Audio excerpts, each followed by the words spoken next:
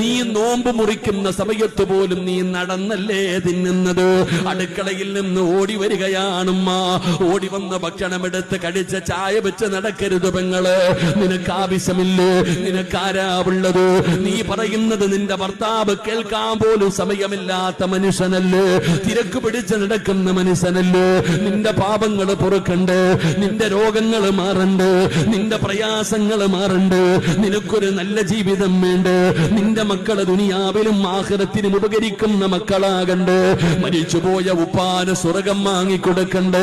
മരണപ്പെട്ടു പോയ ഉമ്മയ്ക്ക് വേണ്ടി ദുആ ചെയ്യണ്ട്. നിന്നെ കഷ്ടപ്പെട്ടു വളർത്തിയ നിന്റെ മാതാപിതാക്കൾക്ക് ദുആ ചെയ്യണ്ട്. ആ ദുആ ചെയ്യേണ്ട സമയമാണ്. സ്വന്തം കാര്യം നോക്കേണ്ട സമയത്തും നീ ഭക്ഷണം വെച്ച് ഓടി നടക്കല്ല പെങ്ങള്. നിങ്ങളിൽ എത്ര പേരാ സഹോദരിമാരെ? നിങ്ങളിൽ എത്ര പേരാ ആ 6:30 മുതൽ നോമ്പ് മുറിക്കുന്ന സമയം വരെ അടങ്ങി ഒന്നിരിക്കുന്നത്?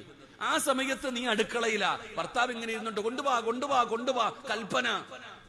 അദ്ദേഹം ഓർഡറിടും, ചായ വേണം, കടി വേണം. എന്തിനാ പെങ്ങളെ? ഒരു 5:30 6 മണി അല്ലെങ്കിൽ 6:30 മുമ്പ് എല്ലാ പണിയും തീർത്തു ഒന്നുവെടുത്തിട്ട് സ്വന്തം കാര്യം നോക്ക്. നീ പോയിരുന്ന് ദുആ ചെയ്യ്. അൽഹംദുലില്ലാ, ആ സമയത്ത് നീ ദുആയ്ക്ക് ഉത്തരമുണ്ടെന്ന് നബിയുനാ റസൂലുള്ളാഹി സ്വല്ലല്ലാഹു